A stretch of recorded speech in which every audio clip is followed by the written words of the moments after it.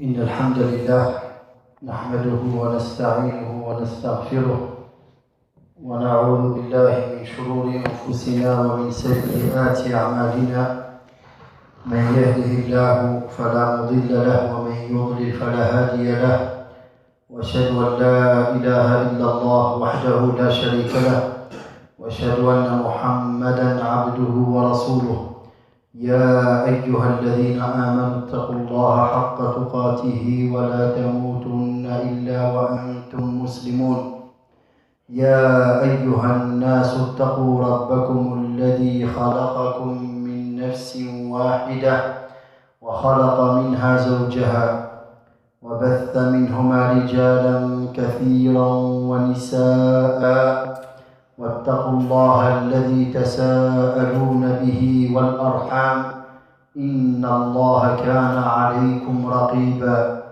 يا أيها الذين آمنوا اتقوا الله وقولوا قولا سديدا يصلح لكم أعمالكم ويغفر لكم ذنوبكم ومن يطع الله ورسوله فقد فاز فوزا عظيما أما بعد فإن خير الكلام كلام الله وخير الهدي هدي محمد صلى الله عليه وسلم وشر الأمور محدثاتها وكل محدثة بدعة وكل بدعة ضلالة وكل ضلالة في النار أما بعد. Donc l'intitulé du cours concerne un rappel sur les signes précurseurs avant l'heure, les signes de la fin des temps, tiré d'un écrit du Cheikh al-Doktor Abdul Razzaq ibn Cheikh al-Allama Abd al-Muhsin al-Abbad al-Badr hafidhahum Allah tabaraka wa ta'ala. C'est tiré d'un recueil de khutbah, de recommandations et d'articles qui s'intitule Al-Fawaid al-Manthura Khutab wa Nasaih Kalimat wa Maqalat. Et donc, il y a ce chapitre qui s'intitule Ashratu as-Sa'a, qui sont les signes de l'heure, de la fin des temps. Le Cheikh Hafidhahullah dit Inna as-sa'ata atiyatun la rayba fiha wa ityanuha qarib. L'heure viendra sans aucun doute et sa venue est proche. Comme il est dit, et tout ce qui vient à venir, tout ce qui doit arriver est proche. يسألك الناس عن الساعة قل إنما علمها عند الله وما يدريك لعل الساعة تكون قريبا. Dans le sens du verset, les gens t'interrogent au sujet de l'heure. Dis, sa connaissance est exclusive à Allah. Seul Allah, tabaraka wa ta'ala, le sait. Personne parmi ces créatures ne sait réellement quand est-ce que viendra l'heure. La fin du monde, ça c'est un des points réservés exclusivement à Allah tabaraka wa ta'ala, sa connaissance. Allah tabaraka wa ta'ala, c'est lui qui donne connaissance de ces choses à qui il veut parmi ses créatures. Allah tabaraka wa ta'ala peut accorder cela à certains de ses prophètes et messagers. Il leur fait la révélation. Et de ce fait, les prophètes et les messagers peuvent nous raconter, nous parler de ce qui y adviendra dans le futur. Nous parler du paradis, de l'enfer. Nous parler du jugement. Nous parler du monde invisible. Et nous, en tant que croyants, nous croyons en tout ce qu'on retrouve dans le Coran et dans la sunna du prophète sallallahu alayhi wa sallam concernant le monde invisible, concernant le futur. Parce que cela émane d'Allah, tabaraka wa ta'ala, connaisseur de toutes choses. passé, présent et futur. عالم الغيب فلا يظهر على غيبه أحدا إلا من ارتضى من رسول.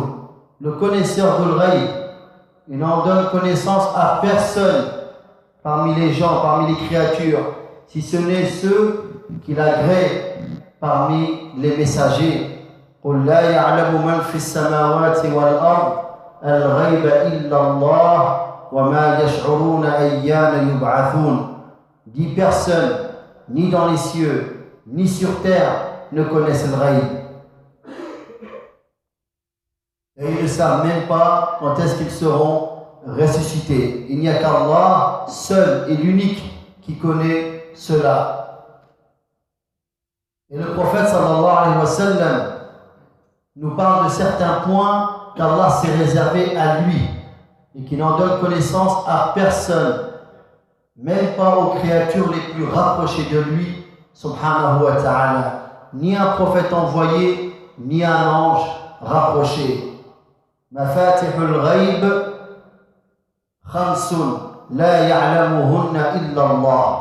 Les clés de l'ghaib, de l'inconnu, l'invisible, du futur,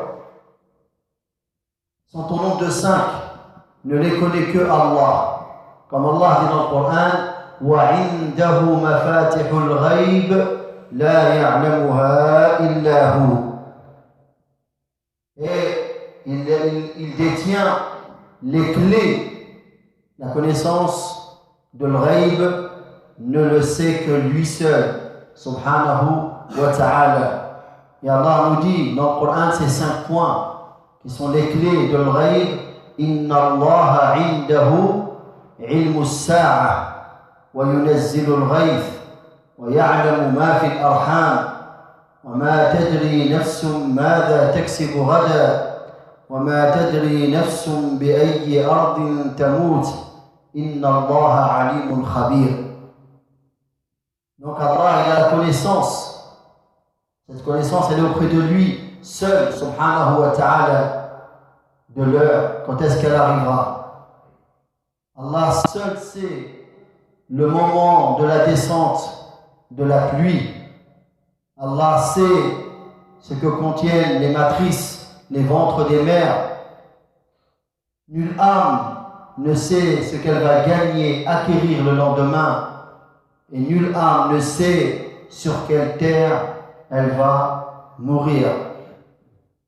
Certes, Allah, il est le connaisseur, il est le savant et il est le bien informé, subhanahu wa ta'ala. Les gens t'interrogent au sujet de l'heure. Dis, sa connaissance est exclusive à Allah. Qu'en sais-tu? Il se peut que l'heure soit proche. ولما كان أمر الساعة عظيما شديدا كان الاهتمام بشأنها والعناية بأمرها أكثر من غيرها. Et du fait que le sujet de l'heure, de la fin du monde, la fin des temps, car ce monde est le lieu où les gens peuvent semer. À la fin du monde, on ne peut plus semer. Il ne reste que l'autre monde dans lequel il y a la récolte. Du fait que ce sujet est d'une grande importance, un sujet très difficile et très important, de là on voit l'importance que ce sujet a donné lieu. Et il a été bien plus important que beaucoup d'autres sujets. ولذلك أكثر النبي صلى الله عليه وسلم من بيان أشراطها وعلاماتها. C'est pour cela que le prophète sallallahu alayhi wa sallam à plusieurs reprises nous parle des signes précurseurs de l'heure. Ashrat, alamat, c'est 2 mots qui, pour dire la même chose, ce sont les signes. وأخبر في نصوص كثيرة عما يقع بين يديها من الفتن البعيدة والقريبة. Et le prophète sallallahu alayhi wa sallam nous informe des troubles, des épreuves, de tout ce qui peut arriver avant que l'heure ne sonne, que ce soit des signes proches ou lointains. وَنَبَّهَ أُمَّتَهُ وَحَذَّرَهَا لِيَتَهَيَّأُوا لِذَلِكَ الْأَمْرِ الْعَظِيمِ. Et donc, il a informé, il a prévenu sa communauté, il les a avertis pour qu'ils puissent se préparer pour ce grand moment, qu'ils soient sur leur garde, qu'ils se préparent. فَهَلْ يَنْظُرُونَ إِلَّا السَّاعَةَ أَنْ تَأْتِيَهُمْ بَغْتَةً فَقَدْ جَاءَ أَشْرَاطُهَا فَأَنَّى لَهُمْ إِذَا جَاءَتْهُمْ ذِكْرَاهُمْ. Dans le sens du verset, qu'est-ce qu'ils attendent sinon que l'heure leur vienne? Que l'heure leur vienne à l'improviste. Or ces signes avant-coureurs sont déjà venus. Et comment pourront-ils se rappeler quand elle leur viendra à l'improviste? لقد أخبر النبي الكريم في أدلة متكاثرة ونصوص متضافرة أن الساعة سيكون بين يديها أمارات عظيمة تدل على قرب مجيئها.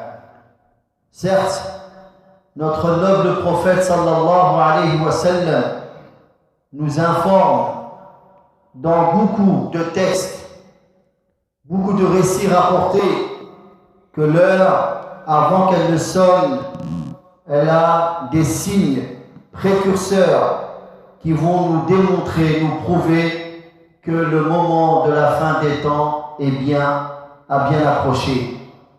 وعلامات كثيرة تشير إلى دنو وقتها حثا على الاستعداد.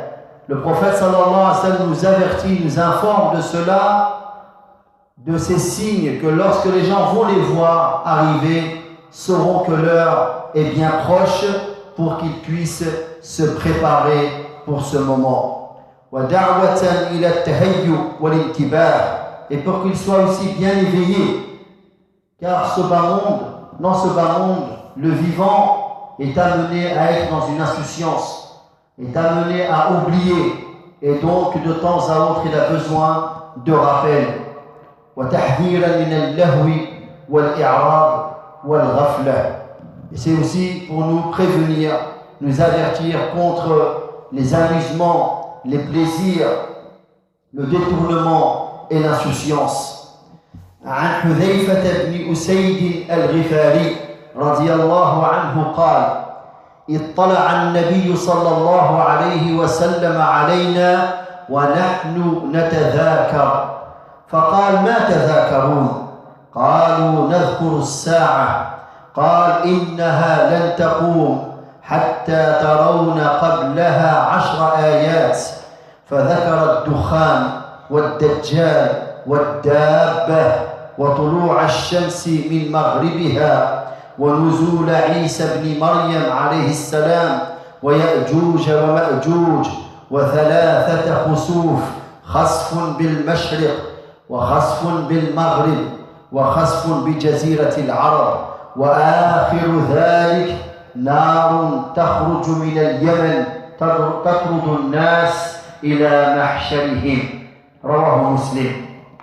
Et d'après l'honorable compagnon Hudhayfa ibn Usayd al-Ghifari radiyallahu anhu qui dit: le prophète sallallahu alayhi wa sallam est apparu, est venu à nous, c'est-à-dire qu'ils étaient un groupe de compagnons réunis et on était en train de se rappeler, et le prophète sallallahu alayhi wa sallam leur a dit: vous vous rappelez de quoi? C'est-à-dire vous parlez de quoi? Vous êtes réunis pour quel sujet? Ils ont dit: nous parlons sur l'heure, quand est-ce que l'heure va arriver? Et là le prophète sallallahu alayhi wa sallam leur a dit: l'heure ne viendra pas jusqu'à qu'il y ait avant cette fin du monde 10 signes. Ayat, qu'on traduit ici par verset, ce sont des signes. Le terme ayat veut dire signe. C'est comme alamat, c'est comme ashrat. Donc ici, ce sont les signes ayat. Et dans le Coran, souvent on retrouve ce terme qui est employé pour dire les signes. Jusqu'à que vous voyez 10 signes. Alors les hadiths qui parlent de 10 signes, il est voulu par là les grands signes. Les grands signes de la fin du monde. Ce sont les derniers qui, lorsque l'un d'entre eux va apparaître, les autres viendront à suivre. C'est comme les nœuds d'une corde ou d'une ficelle lorsqu'on la dénoue. Se dénoue l'un après l'autre. Ça, ce sont les signes, les grands signes. Sinon, il y a les petits signes qui sont innombrables et beaucoup sont déjà apparus parmi les petits signes. Mais les grands signes, lorsque le premier apparaît, les autres viennent à suivre et c'est juste avant la fin du monde. Donc le prophète sallallahu leur a dit, l'heure ne sonnera pas jusqu'à que vous voyez 10 signes. Et il a cité alayhi salatu wassalam la fumée. Une fumée qui va apparaître sur terre. L'antéchrist, la bête, le lever du soleil depuis l'Occident, depuis l'Ouest, contrairement à l'habitude que le soleil se lève de l'Est. La descente de Jésus, fils de Marie, alayhi salam, Gog et Magog, et 3 cataclysmes qui vont toucher la terre. L'un touchera l'Orient, l'autre touchera l'Occident, et le troisième touchera la péninsule arabique. Et le dernier de ces 10 signes, c'est un feu, un grand feu qui va sortir depuis le Yémen, poussant les gens à fuir et à se diriger vers leur lieu de rassemblement. Le hadith rapporté par Muslim. Et le lieu de rassemblement, c'est le Proche-Orient, c'est dans le Sham, en Palestine. C'est là que tous les gens, à ce moment-là, vont se diriger.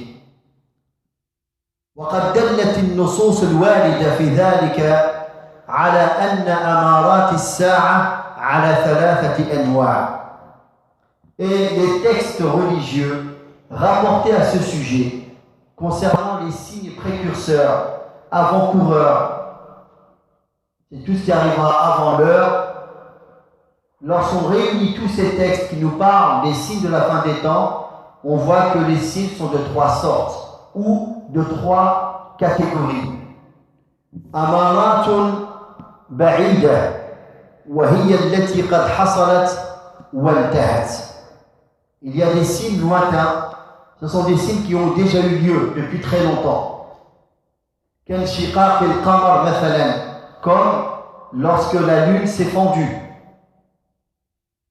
قال الله تعالى اقتربت الساعة وانشق القمر وإن يروا آية يعرضوا ويقولوا سحر مستمر. Dans le sens du verset, l'heure approche et la lune s'est fendue.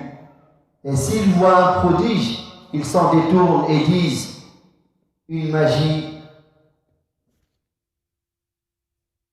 persistante. À l'époque du prophète sallallahu alayhi wa sallam, lorsqu'il était encore à la Mecque, au début de l'islam, Quraysh, les polythéistes de Quraysh, de son peuple, lui ont demandé un signe pour qu'il croie en lui. Et Allah tabaraka wa ta'ala a donné comme signe que la lune s'est coupée en deux moitiés. Donc il y avait la pleine lune et on avait une partie de la lune d'un côté de la montagne et l'autre côté de la montagne. Donc les gens voyaient de leurs propres yeux la lune coupée en deux et séparée par la montagne. Et même avec cela, alors qu'ils l'ont demandé un signe, ils se sont détournés. Ils se sont détournés et ont prétendu que c'était une magie. Et Allah tabaraka wa ta'ala a révélé le passage que vous venez d'entendre. اقتربت الساعة وانشق al-qamar. Allah alam. Ils disent que en Chine, ils ont retrouvé gravé sur de la pierre ou de la roche des écritures. Il était marqué dessus que ceux qui ont écrit ça, ils ont dit ça a été écrit l'année ou le jour où on a vu la lune coupée en deux. Subhanallah. C'est-à-dire que c'est des gens que eux aussi, ils ont pu voir ce soir-là la lune coupée en deux. Wallahu a'lam. De toute façon, nous, alhamdulillah, c'est authentique, c'est dans le Coran, et il n'y a pas plus véridique que Allah, tabaraka wa ta'ala. Et même ils disent, les scientifiques, qu'ils voient quand ils étudient la lune, ils voient comme une fissure qui coupe la lune en deux, comme si elle a déjà été séparée et recollée. Wallahu a'lam. وكبعثته صلى الله عليه وسلم, et aussi parmi les signes lointains son envoi, l'envoi du prophète sallallahu alayhi wa sallam. La venue du prophète Mohammed sallallahu alayhi wa sallam est un des signes de la fin des temps. Et c'est pour cela que les gens du livre, lorsqu'ils parlaient de la venue du prophète Mohammed sallallahu alayhi wa sallam, ils disaient de lui le prophète de la fin des temps. Le prophète de la fin des temps. Donc la venue du prophète Mohammed sallallahu alayhi wa sallam est un des signes de la fin des temps. Ces signes-là, ils font partie de quels signes? Des petits signes. D'accord, c'est parmi les petits signes. فعن أنس رضي الله عنه عن النبي صلى الله عليه وسلم أنه قال بعثت أنا والساعة كهاتين متفق عليه. D'après Anas ibn Malik radiyallahu anhu, que le prophète sallallahu alayhi wa sallam a dit, j'ai été envoyé devant l'heure comme ces deux. Et il est précisé dans un autre hadith, et ce hadith est dans le Bukhari Muslim. Il a montré son index et son majeur. Vous avez vu comment ils sont proches les deux doigts? Il a dit, j'ai été envoyé devant l'heure comme ces deux doigts. C'est-à-dire pas longtemps avant l'heure. La deuxième catégorie des signes de la fin des temps, amaratun mutawassita ou alamat as-sa'a as-sughra wa hiya kathira. Ce sont tous les petits signes. Là, c'est des petits signes, mais des signes qui sont déjà passés. La vue du prophète sallam, la lune s'est fendue, c'est déjà arrivé. Là, c'est tous les petits signes dont le prophète sallam nous a parlé, et on en voit certains et d'autres qui vont arriver. Donc ce sont les signes médians, si on peut dire, entre les signes qui sont déjà passés et les grands signes qui sont juste avant la fin des temps. Et ils sont nombreux, les petits signes. Parmi ces signes, il y a ceux qui sont cités dans le hadith célèbre de Jibril, de l'ange Gabriel alayhi salam. Vous connaissez le hadith de Jibril, le long hadith de Jibril, qu'il est venu en forme humaine, il s'est assis devant le prophète sallallahu alayhi wa sallam, il a posé des questions. Informe-moi sur l'islam, sur la foi, sur l'ihsan, sur l'heure, sur les signes de l'heure. Vous connaissez le hadith. Donc quand il parle des signes de l'heure à la fin du hadith, le prophète sallallahu alayhi wa sallam va lui citer deux petits signes parmi les signes de la fin des temps. حيث قال للنبي صلى الله عليه وسلم أخبرني عن علاماتها قال أن تلد الأمة ربتها وأن ترى الحفاة العراة العالة رعاء الشاء يتطاولون في البنيان. والحديث رواه مسلم من حديث عمر بن الخطاب رضي الله عنه. Donc, dans ce hadith, à un moment donné, Jibril alayhi salam questionne le prophète sallallahu alayhi wa sallam en lui demandant: informe-moi sur ces signes, les signes de l'heure, de la fin des temps. Et le prophète sallallahu alayhi wa sallam de dire: lorsque la femme mettra au monde sa propre maîtresse. Donc certains ulama, pour expliquer ce passage, ils disent que ceci est une annonce comme quoi l'islam va se propager. Beaucoup de contrées de pays vont être conquis. Donc les musulmans vont dominer beaucoup d'endroits, comme ça a eu lieu dans les premiers siècles de l'islam. Et donc certains auront des relations avec leurs femmes esclaves, et l'enfant qui naît, puisque le père il est libre, il naît libre. Et il devient l'enfant le maître de sa mère. Bien sûr que de ce fait, la maman elle deviendra libre. Ça c'est une règle. D'autres ont expliqué aussi, ou alors c'est une des explications qui est donnée, c'est que viendront des époques où se propagera le manque de respect des parents, le mauvais comportement envers les parents. Et ce genre de signe, on le voit de nos jours. C'est très propagé partout. Les parents, ça devient comme des esclaves pour leurs enfants. Ils sont au service de leurs enfants. Ils se fatiguent pour leurs enfants. Et même quand les enfants deviennent adultes et ces parents ont vieilli, ils continuent à être au service de leurs enfants. Qu'Allah nous pardonne. Mais ça va être dur, parce qu'il y aura des comptes à rendre durant le qiyamah et dans la tombe. Donc rien n'échappe à Allah tabaraka wa ta'ala. Tout mal qui est fait, même là où tu ne le vois pas, tout mal qui est fait ici, la personne paiera un jour ou un autre. Donc quelqu'un se doit de se rappeler de cela, de revenir à Allah Azza wa Jalla, de demander le pardon et d'être avec les parents, quels que soient les parents. Quels que soient les parents, même s'ils ne sont pas musulmans, même s'ils sont mécréants, ils sont tes parents, tu leur dois du respect. Tu leur dois obéissance dans ce qui plaît à Allah Azza wa Jalla, mais tu leur dois obéissance, tu leur dois écoute, tu dois être à leur service. Qu'Allah nous pardonne toutes nos négligences.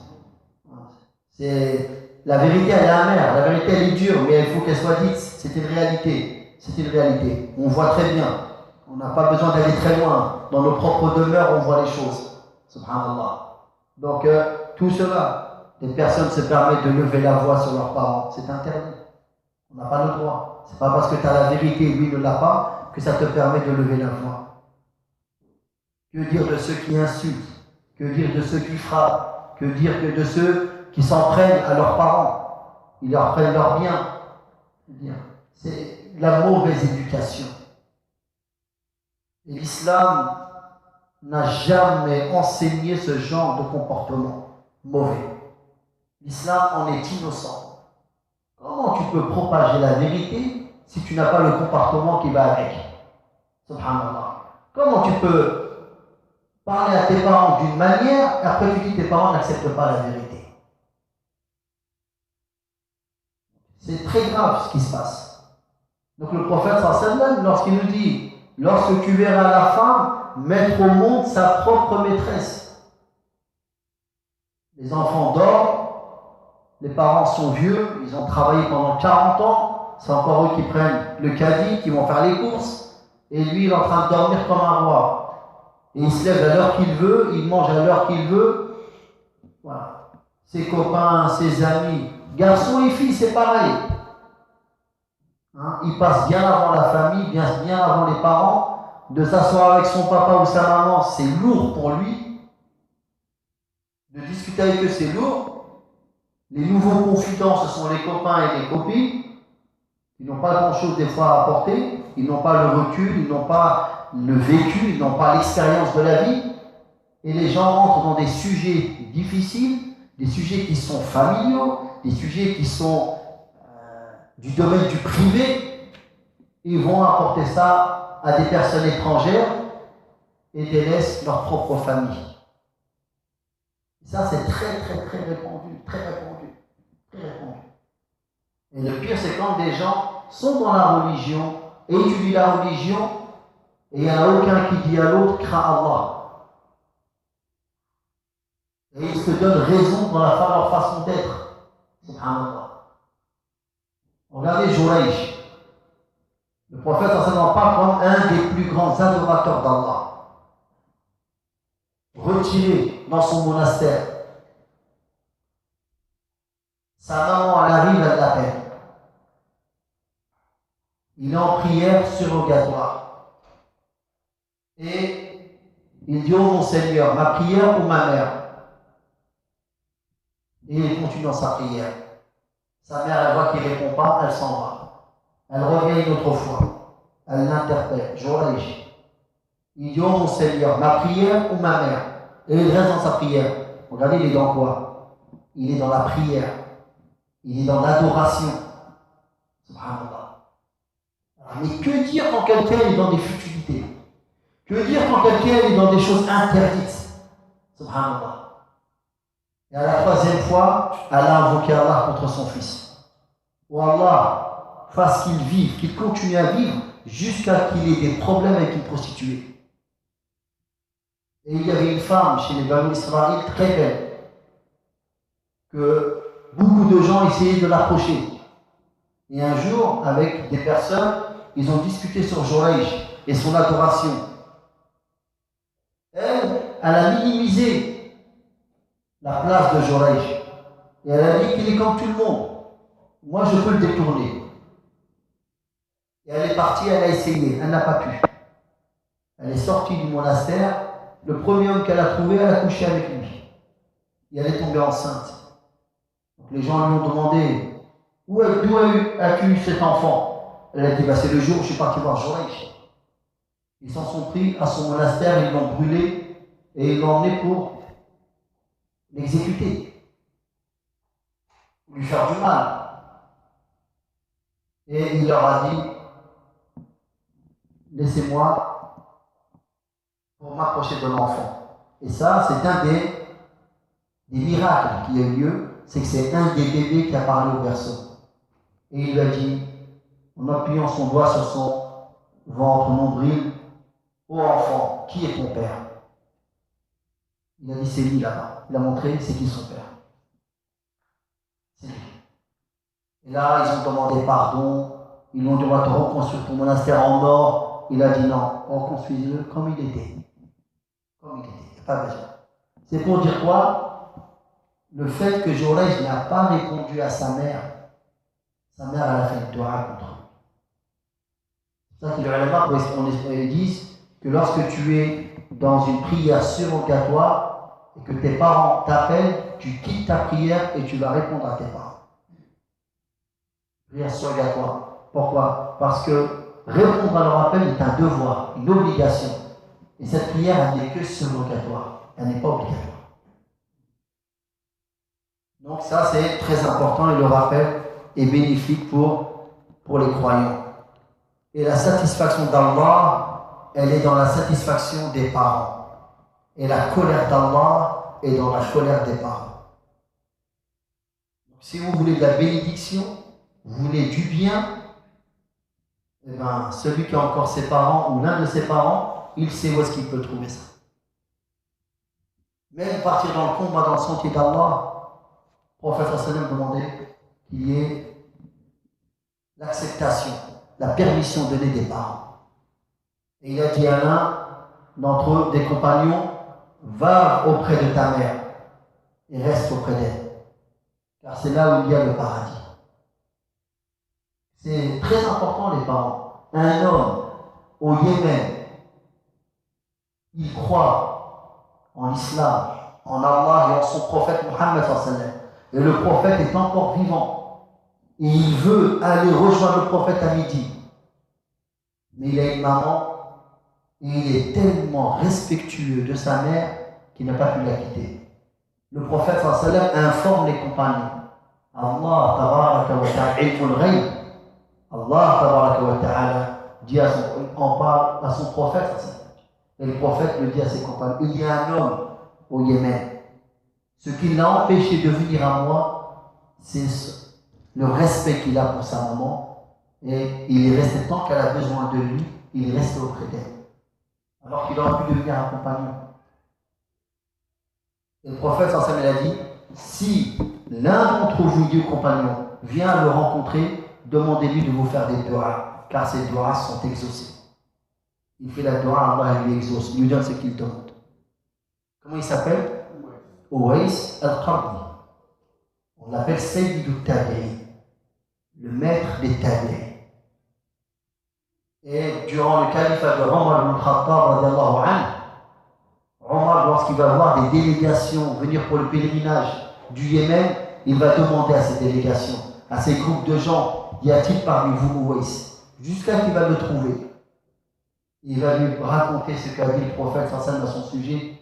Il va lui demander de faire des doigts, de demander à Allah de lui pardonner.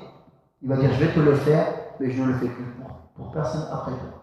De peur que les gens s'attachent à lui, ou lui donnent de l'importance. Subhanallah. L'essentiel, l'obéissance, le bon comportement, de bien accompagner ses parents, c'est le droit qui vient juste après le droit d'Allah, le fait d'adorer Allah sans rien lui associer et d'être bon envers les parents.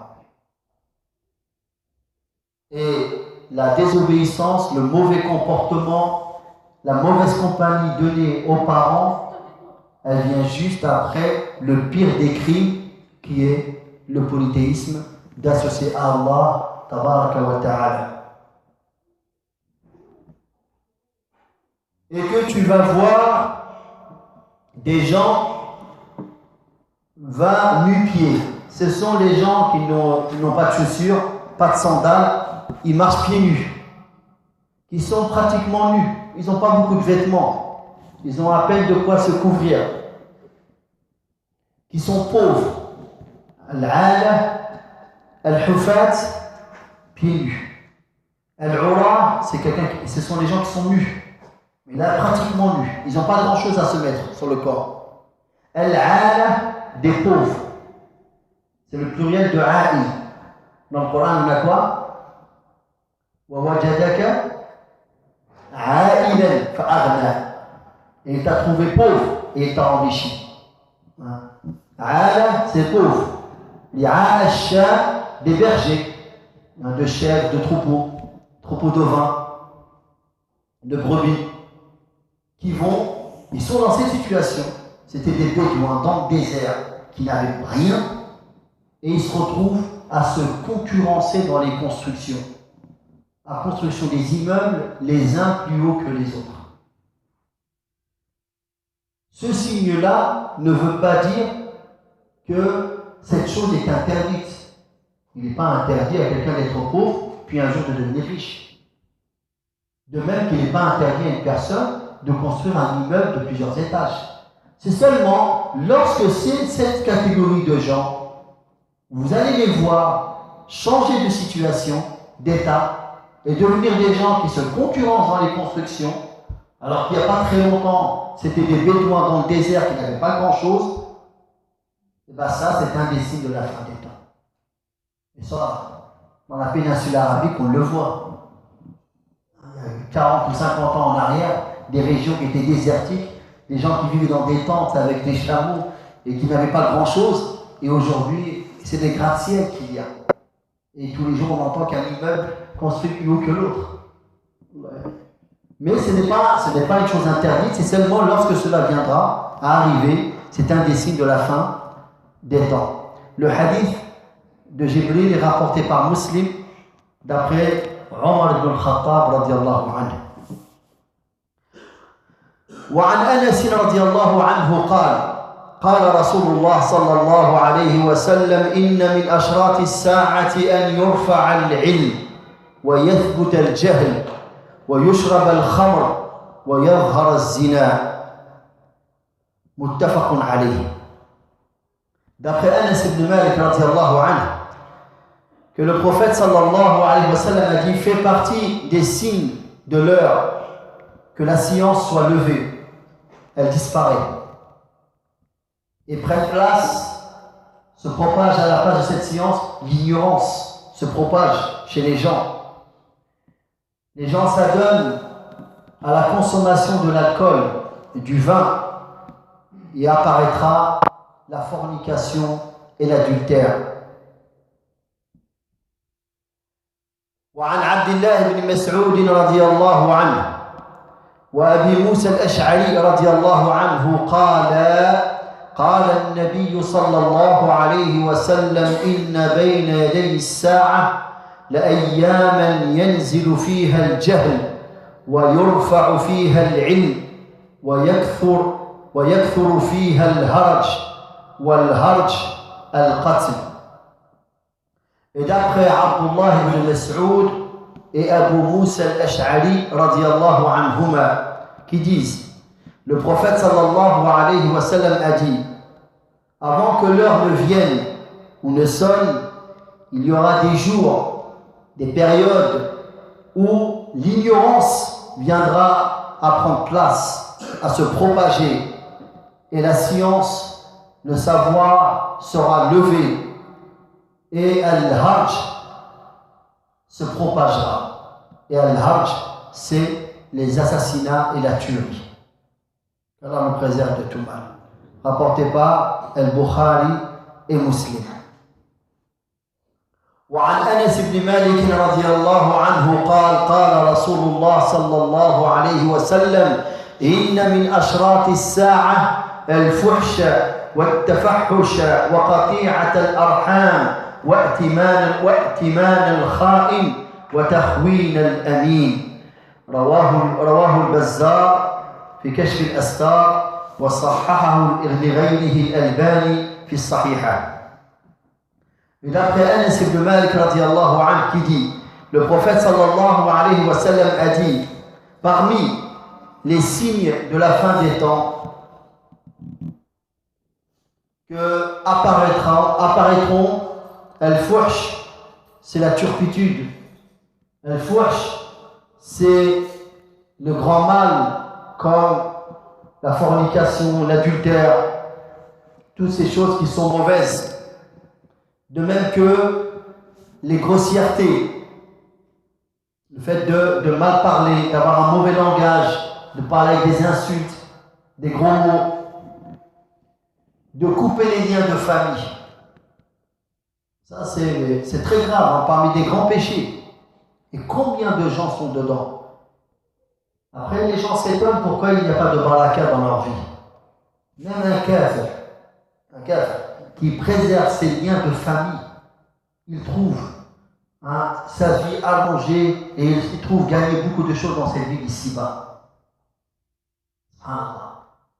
Ça, c'est d'une importance. Vous voulez de la bénédiction dans votre vie, faites les vraies causes pour cette bénédiction. Et parmi ce qui allonge la vie de la personne et lui augmente en bénédiction dans les richesses de toutes sortes, c'est de préserver les liens de parenté. Les gens, ils veulent quoi? Ils veulent une famille parfaite, qui ne commet aucun péché. Lui, déjà, en disant ça, il se prend pour quelqu'un de parfait, qui n'a jamais rien commis comme mal, et il veut une communauté, il veut un groupe de gens qui n'existent pas. Même la meilleure des époques, l'époque du prophète, des péchés étaient commis. Et si il devait y avoir des gens qui ne commettent pas de péchés, Allah les a tirés. Il viendra mettre fin à ces gens. Et à leur place, il mettra des gens qui vont commettre des erreurs et des péchés, et qui vont demander le pardon et la clémence, et Allah leur pardonnera et leur fera clémence. Les gens parfois sont sur un nuage. Ils rêvent. La meilleure des sociétés, ce qui va apparaître, c'est le bien. Ça n'empêchera pas que de temps à autre, il peut y avoir un quelconque mal. Et il y a une justice. Il y a des juges. Il y a des tribunaux pour juger. Sinon, il n'y a pas besoin de tribunal, pas besoin de jugement. Une fois que la personne est musulmane, il n'y a plus rien à... Non, ça n'existe pas. Subhanallah. Que dire lorsqu'on vit dans des époques, des périodes difficiles, où l'ignorance l'emporte, où les gens manquent d'éducation et de science? Encore plus apparaîtra le mal. Et si toutes les personnes, entre guillemets, bien, qui ont quelque chose à apporter positivement et ne fuient leurs responsabilités, qui va le faire? Subhanallah. Qui va le faire? La vie, elle doit être accompagnée de patience et d'endurance.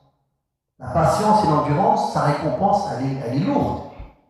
Allah récompense le patient sans compter. إنما يوفى الصابرون أجرهم بغير حساب واصبر وما صبرك إلا بالله فاصبر صبرا جميلا إنهم يرونه بعيدا ونراه قريبا فاصبر كما صبر أولو العزم من الرسل وتواصوا بالحق وتواصوا بالصبر. La patience, elle est demandée.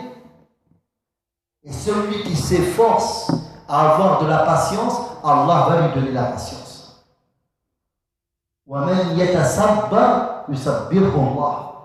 Fais des efforts, demande à Allah et tu te trouveras une personne qui a ce caractère, ce comportement, même si tu ne l'avais pas auparavant. Mais c'est un travail à faire.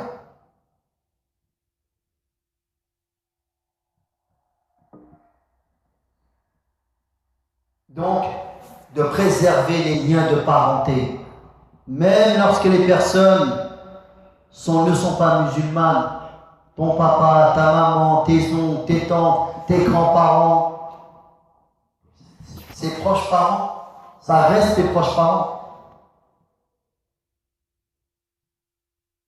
C'est bien de voir ses amis de temps à autre, mais de ne pas voir sa proche parenté, de n'avoir aucun lien avec eux, des fois même pendant des années. Subhanallah. Et le prophète sallallahu alayhi wa sallam nous donne le bon enseignement. Celui qui préserve ses liens de parenté, c'est pas celui, comme on dit, qui rend la monnaie. Il est venu me visiter, je vais aller le visiter. Il m'a appelé, je vais le rappeler. C'est ce qu'on appelle rendre la monnaie. Il a fait le geste, je suis redevable. Non, le prophète a dit, celui qui préserve ses liens de parenté, c'est celui, lorsque ses proches parents coupent les liens avec lui, il lie les liens. Alors imaginez-vous les gens comment ils se conseillent aujourd'hui entre eux. Ils t'appellent jamais, tu l'appelles, il ne te répond même pas. Non, un bon musulman, c'est un bon conseiller. Et le musulman, il attend sa récompense auprès d'Allah, tabaraka wa ta'ala. Il répond bien, il répond pas bien, c'est son problème à lui. Dans la tombe, chacun est tout seul. Il aura des contacts. Moi, ce que j'ai à faire, je le fais. Déjà, de par la saine nature, le fitra, les gens à la base comprennent ça. Mais en plus, cela est réconforté par notre religion. Et le prophète, sallallahu alayhi wa sallam, comme il dit, Innama bu'ithtu liyutammima salih al-akhlaq. Je n'ai été envoyé que pour compléter, parachever les bons comportements. Et Allah dit de lui, Wa innaka la'ala khuluqin 'azim. Et ce sont des moments aussi, parmi les signes de la fin des temps, où le traître sera considéré comme digne de confiance, quelqu'un de bien. Et le digne de confiance sera considéré comme traître. Là, les choses sont inversées. La donne, elle est inversée. Le hadith rapporté par Al-Bazzar dans Kashf al-Astar est authentifié par Al-Albani. عن عبد الله بن مسعود رضي الله عنه عن النبي صلى الله عليه وسلم قال بين يدي الساعة تسليم الخاصة وفشو التجارة حتى تعين المرأة زوجها على التجارة وقطع الأرحام وفشو القلم وظهور الشهادة بالزور وكتمان شهادة الحق رواه البخاري في الأدب المفرد وصححه الألباني. D'après Abdullah ibn Mas'ud radiyallahu anhu,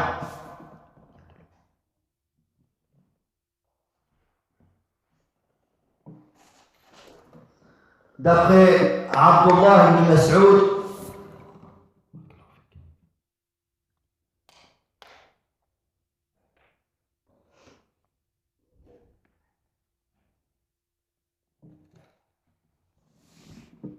d'après Abdullah ibn Mas'ud radiyallahu anhu, que le prophète sallallahu alayhi wa sallam a dit, avant que l'heure ne vienne, parmi les signes qui viendront juste avant l'heure, Le fait de saluer que des personnes précises.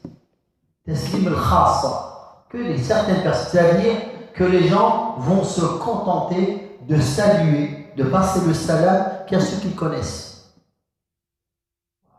Le fait, à la base, le salam, on doit le diffuser, on doit le propager. Et les musulmans, lorsqu'ils se croisent, se rencontrent, ils se passent le salam. C'est les époques où les gens, si je ne te connais pas, je ne te passe pas le salam. Et ça c'est, Allah nous pardonne, c'est très répandu. Et parfois même quand tu fais l'effort de passer le salam, quelqu'un peut te regarder en disant qu'est-ce que tu veux. Alors, il ne comprend pas. Bon, aujourd'hui ça va. Aujourd'hui quand même, franchement aujourd'hui, quelqu'un qui passe le salam, la personne en face répond. Il y a eu des périodes, moi j'ai déjà vécu, où le salam n'était pas très répandu. Hein. Les gens étaient loin de la religion. Beaucoup étaient loin de la religion. Je parle des gens de souche musulmane. Et donc, tu passais le salam, la personne, elle s'attendait que tu lui demandes quelque chose. Et toi, tu lui passes le salam. Alors que normalement, les gens, lorsqu'ils se croisent, il est même rapporté que les anges sont étonnés de voir deux musulmans se croiser et qu'il n'y ait pas de salam qui est passé. Comment se fait-il qu'il n'y a pas de salam qui se passe entre eux? Et le prophète sallallahu alayhi wa sallam a dit Afshu salam, propagez, diffusez le salam. Et dans un hadith, le prophète sallallahu alayhi wa sallam dit La tadkhulu al-jannata hatta tu'minu wa la tu'minu hatta tahabbu. Awala adullukum ala shay'in idha fa'altumuhu tahabbtum afshu salama bainakum. Vous n'entrerez au paradis que lorsque vous serez croyants. Et vous ne serez croyants que lorsque il y aura l'amour entre vous. Vous entraînerez. Et il n'y aura d'amour entre vous que lorsque vous allez diffuser, vous passer le salam. Donc, parmi les signes, c'est que le salam, il est réservé qu'à certaines personnes et pas à d'autres. Pour préciser, de passer le salam qu'à des personnes que tu connais. Et il y aura aussi la propagation du commerce. Le commerce se propagera chez les gens. Tellement que le commerce se propage, la personne qui est commerçante ne peut plus travailler seule. Son épouse va l'aider. Son épouse va l'aider dans son commerce. Vite. La paume de la main gauche, toute seule. Non, c'est pas moi. Et voilà. Donc, la tijara, le commerce se propage. Beaucoup de gens deviennent commerçants, se lancent dans le commerce, et tellement qu'il y a le commerce propagé que la personne ne peut plus gérer tout seul, son épouse va l'épauler, elle va l'aider dans son commerce. Et la coupure des liens de famille, encore. La coupure des liens de famille. Couper le lien de famille. Et la propagation de la pluie. Donc il est dit que le savoir lire, écrire, les livres se propageront chez les gens. Les époques où les gens n'avaient pas. Même le mushaf. Le mushaf, dans un village, il se le prêtait. C'est telle famille qui a un Coran. Les gens n'ont pas de manuscrit. Donc il y a une famille qui est connue. Quand ils ont terminé, ils peuvent le prêter à d'autres. Et les livres de science, personne n'en avait. C'est que les gens de science, les étudiants, les gens qui ont été cherchés. C'est pour ça que c'était un trésor. Ils faisaient tout pour ne pas le perdre. Et c'était quelque chose de valeureux. Subhanallah. Et donc, viendront des époques où la science, elle entrera chez tout le monde. Et c'est ce qu'on voit un peu, les livres chez tout le monde. Et franchement, pour dire vrai, c'est bien et c'est pas bien.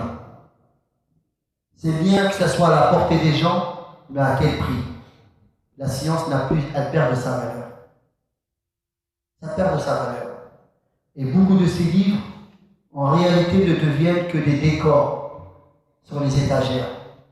On décore les murs avec. Et puis, on a peut-être une meilleure catégorie, c'est ceux qui vont lire. Mais lire pourquoi? Quel est le but de cette lecture? C'est pour se montrer, pour se comparer à d'autres personnes, pour aller embêter les gens avec ce que tu as pu lire, pour chacun ait la raison et l'intention qu'il a dedans et comment il s'en sert.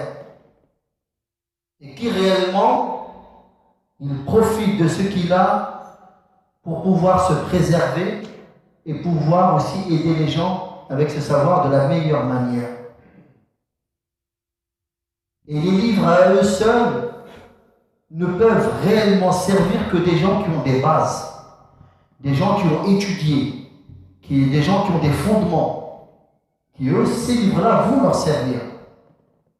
Mais quelqu'un qui prend ses livres et il lit ici et là, il se prend pour un chercheur et il se prend pour je ne sais qui, et qui se met face à des savants, à des gens qui ont passé toute leur vie dans le savoir comme il le faut, et il se met à les contrer avec ceci et cela.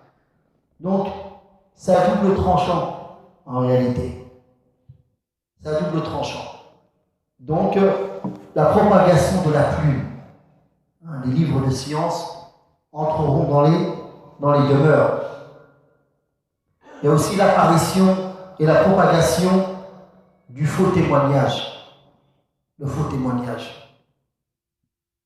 C'est grave. À cause des faux témoignages, des gens perdent leurs droits. On s'en prend à des gens, on condamne des gens à tort. Et pour les condamner, il a fallu des témoignages. Et des gens ont osé témoigner mensongèrement pour gagner un vil prix de ce baron. C'est pour ça que ça, c'est un péché énorme. Surtout celui qui jure dans ce domaine-là, mensongèrement. Ce qu'il vient de faire, cette action, elle va être la cause pour l'entrée dans l'enfer, le tremper dans le feu de l'enfer. Et le ulama, comment ils appellent celui qui jure dans un faux témoignage, al-yamin al-ghamous, li'annaha tarmisu sahibaha fi nar jahannam. Elle va les tremper dans le feu de l'enfer. Pas quelque chose à prendre à la légère. Et aussi dissimuler le témoignage de vérité. Les gens, il y a un conflit, il y a des problèmes de jugement, on ne peut pas savoir qui dit vrai. Lui, il a été témoin, il sait, mais il ne dit rien. Il ne témoigne pas. On a besoin de son témoignage et il ne témoigne pas. Donc il dissimule le témoignage. À cause de son geste, des droits sont perdus, sont bafoués. Et le hadith est rapporté par l'imam al-Bukhari dans Al-Adab al-Mufrad et authentifié par Al-Albani. وعن أبي هريرة رضي الله عنه قال قال رسول الله صلى الله عليه وسلم إذا ضيعت الأمانة فانتظر الساعة. قال كيف إضاعتها يا رسول الله؟ قال إذا أسند الأمر إلى غير أهله فانتظر الساعة. D'après Abu Hurayra radiyallahu anhu, qui dit, le messager d'Allah sallallahu alayhi wa sallam a dit, lorsque al-amana, c'est le dépôt, va être négligé, on ne va pas lui donner sa juste valeur, alors attends-le. Il a été dit, et comment est cette négligence? Qu'on ne lui a pas donné sa juste valeur. Le prophète sallallahu alayhi wa sallam dit, lorsque la responsabilité ou le poste est donné à une personne qui ne le mérite pas, qui ne mérite pas cette position, qui ne mérite pas ce poste, qui ne mérite pas cette responsabilité, il n'est pas à la hauteur, et on lui donne. Alors lorsque les gens arrivent à ce stade-là, alors tu peux attendre l'heure. وَالْأَحَادِيثُ فِي هَذَا كَثِيرَةٌ. Et il y a beaucoup de hadiths qui vont dans ce sens. Et c'est pour cela, dans le domaine des responsabilités, qu'elles soient de différentes catégories, le musulman, il s'en éloigne. Il s'en éloigne. Parce que c'est une règle. Yom al-Qiyamah, c'est des comptes. Déjà pour toi-même, tu as des comptes à rendre. Le pauvre, son jugement est plus rapide que le riche. Mais ça, c'est ta propre personne. Si tu es riche, bah, ton jugement il sera plus long que si tu étais pauvre. Et si tu as des gens sous ta responsabilité, tu auras aussi des comptes à rendre là-dessus. Comment tu as agi, comment tu t'es comporté, est-ce que tu as été droit, est-ce que tu as été injuste. Alors, dans un métier quelconque, ou dans une responsabilité d'autorité dans la communauté. Et c'est pour ça que le prophète sallam dit la responsabilité, les postes de responsabilité, surtout d'autorité, on ne les donne pas à celui qui le demande. Parce que souvent, celui qui le demande, il a une envie personnelle, un intérêt personnel pour atteindre. Et puis, si jamais il ne fait pas le travail attendu, on va lui tomber dessus. Il ne pourra s'en prendre qu'à lui-même. Alors que, si on est venu à toi, on a considéré que tu étais la personne adéquate, la personne qui mérite ce poste-là, et que tu as fini par accepter, personne ne pourra t'en vouloir si tu n'as pas été à la hauteur, car les gens diront c'est nous qui l'avons mis. Lui n'a jamais voulu à la base. Et cette personne-là, elle est aidée par Allah Azza wa Jalla.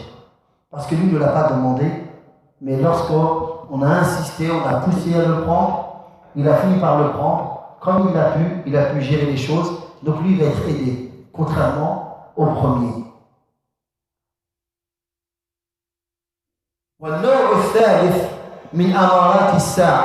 Et la troisième catégorie des signes de la fin des temps, al-amaratul idham. Ce sont les grands signes.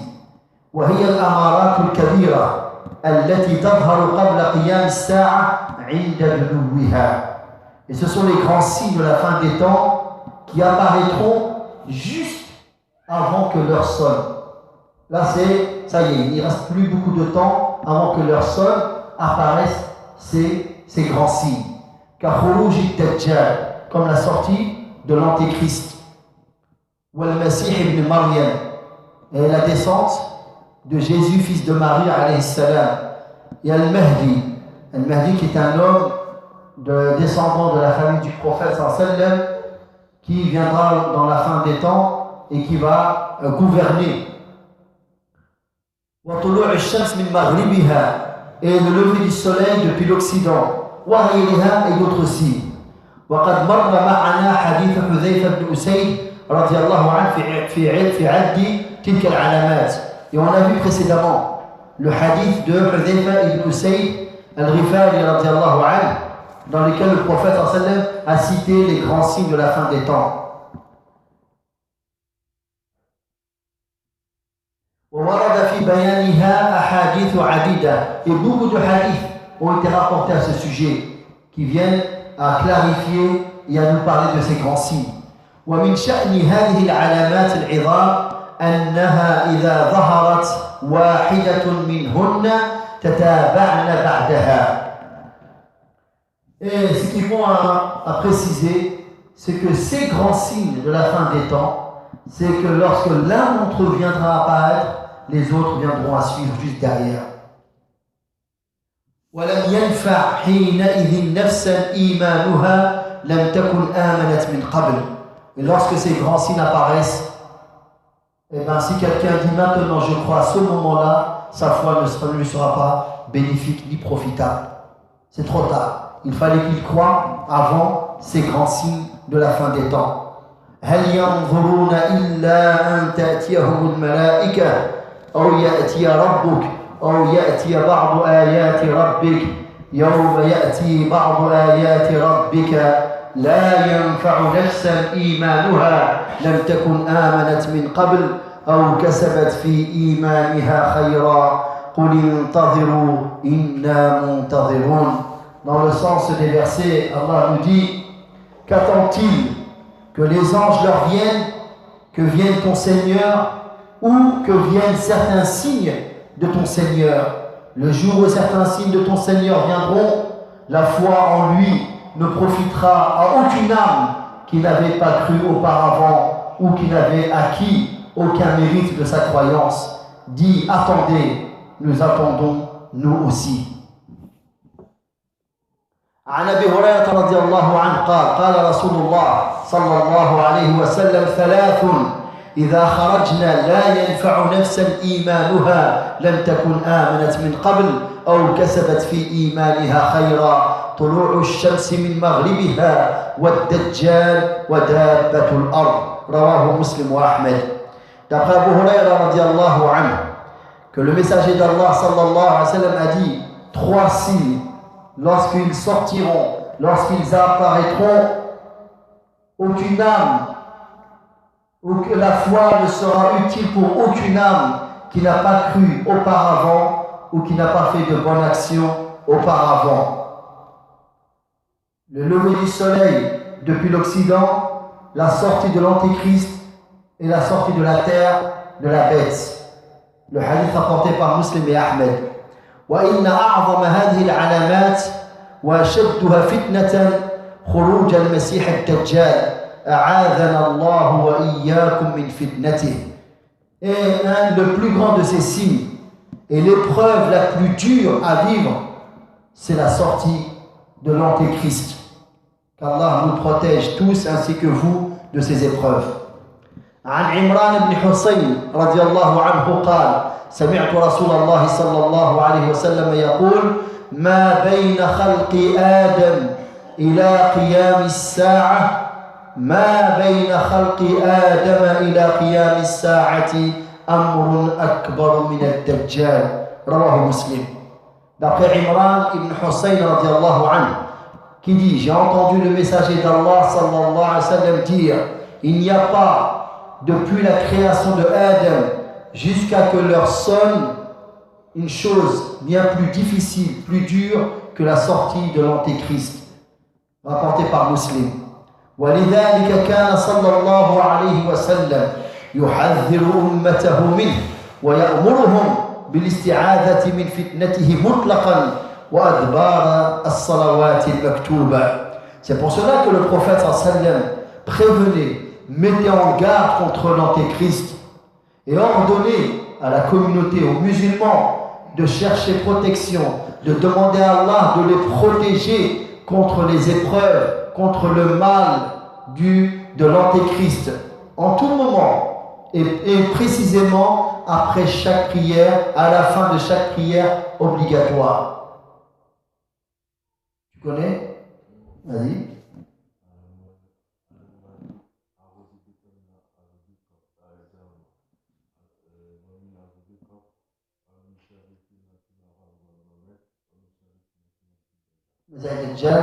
Ça complète ça.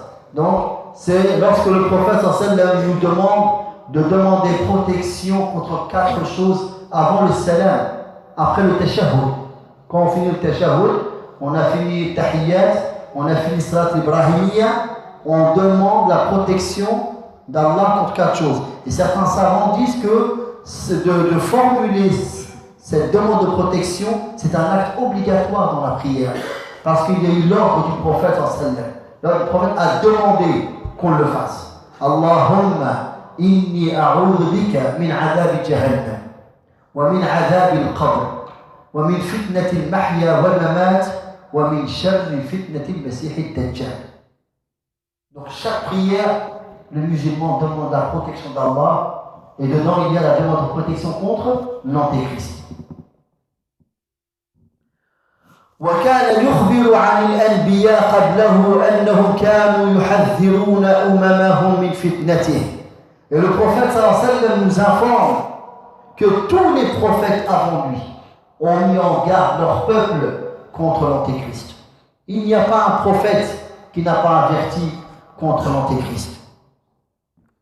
وكان يذكر صفته وأخباره وكيف تتقى فتنته.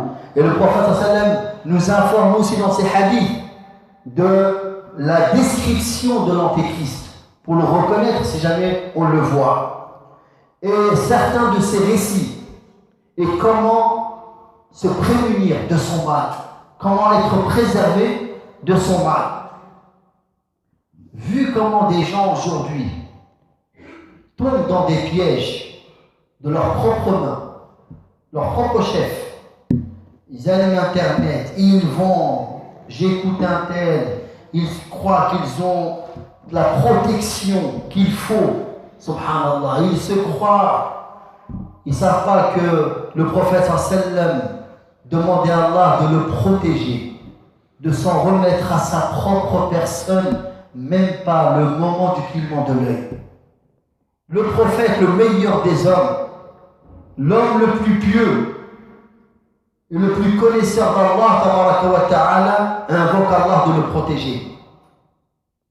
Et des gens viennent. C'est pour cela, ne soyez pas étonnés de la situation et du résultat. Rempli d'ambiguïté. Et parfois ils doutent, parfois ils quittent l'islam, ils quittent la sunna. Ils ne savent même plus. Pourquoi? Parce que de leur propre main. Avant, des gens s'efforçaient de venir à toi. Ils n'ont plus besoin. C'est toi qui viens à eux. Subhanallah. Allahul Musta'an. Ils savent ce que les savants de l'islam nous demandent et ils font le contraire. Mais ça ne leur suffit pas. Ils veulent engrainer aussi d'autres personnes avec eux. Et ils envoient ça et ils se le partagent. En disant quoi? En prétextant, il faut être au courant de ce qui se dit. Allahul Musta'an. Ils ne savent pas comment l'être humain il est faible.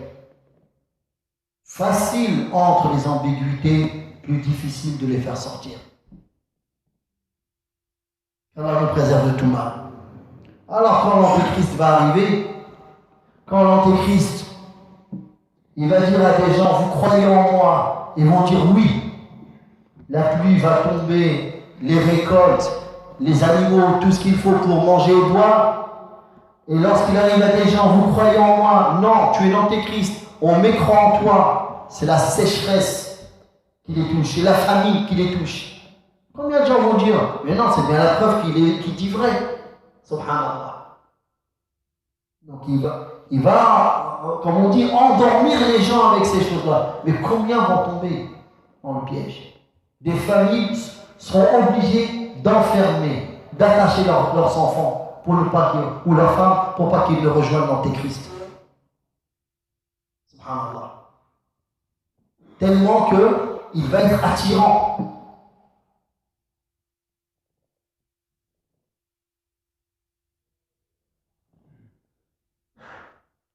عن أنس رضي الله عنه قال النبي صلى الله عليه وسلم ما بعث نبي إلا أنذر أمته الأعور الكذاب ألا إنه أعور وإن ربكم ليس بأعور وإن بين عينيه مكتوب كافر رواه البخاري ومسلم.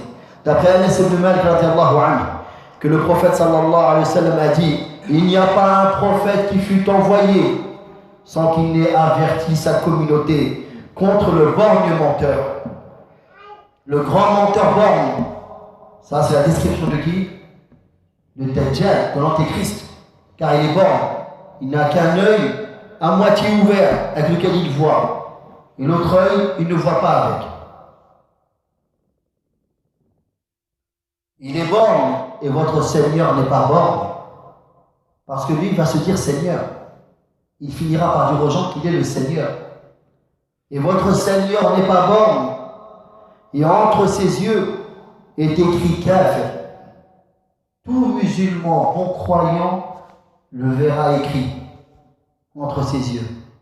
Le Kaf, le Fa et le Ra. Les trois lettres. وعن أبي هريرة le hadith rapporté par Al-Bukhari et Muslim.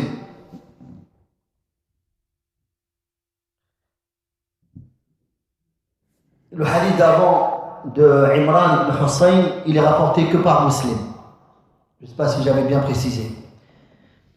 وعن أبي هريرة رضي الله عنه قال قال رسول الله صلى الله عليه وسلم ألا أحدثكم حديثا عن الدجال ما حدث به نبي قومه إنه أعور وإنه يجيء معه بمثال الجنة والنار فالتي يقول إنها الجنة هي النار وإني أنذركم كما أنذر به نوح قومه رواه البخاري ومسلم.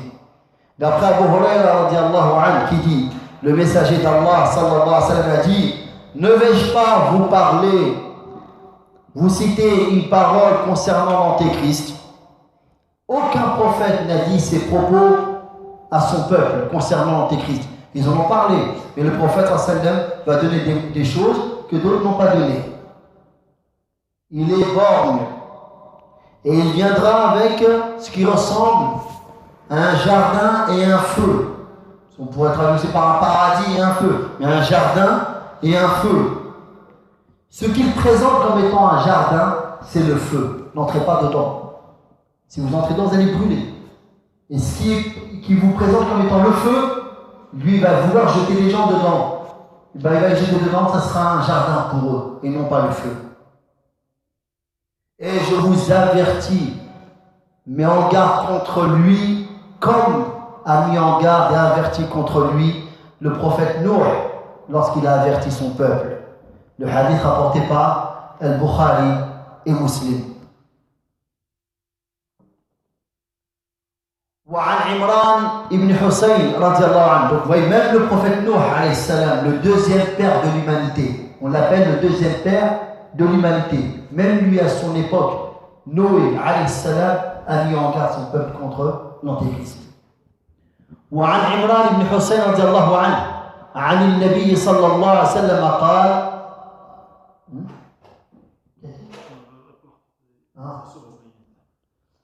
عن النبي صلى الله عليه وسلم قال من سمع بالدجال فلينأ عنه رواه أحمد وأبو داود وصححه الألباني أي فليبتعد عنه. D'après Imran ibn Hussein radiallahu anhu, que le prophète sallallahu alayhi wa sallam a dit, celui qui entend parler de l'antéchrist. Alors les gens sont là et ils entendent, l'antéchrist est arrivé. Les gens ont des fourmis, hein, ça, ils vont vouloir, hein, ça gratte, ils veulent aller voir. Non, le prophète dit non. Dès que vous entendez parler de lui, fuyez. Ne l'approchez pas. Ne cherchez, vous n'avez rien à prouver. Les gens vont aller, ils vont perdre leur foi. Ils vont se perdre. Subhanallah.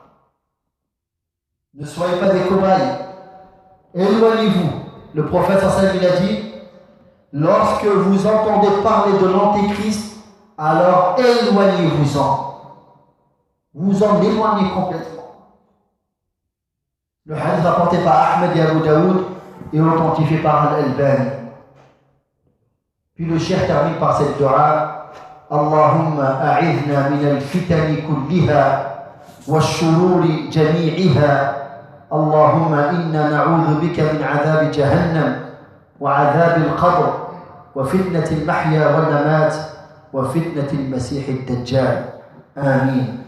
Wa sallallahu wa sallam wa baraka 'ala nabiyyina Muhammad wa 'ala alihi wa sahbihi ajma'in. Subhanakallahumma wa bihamdik ashhadu an la ilaha illa anta أستغفرك وأتوب إليك.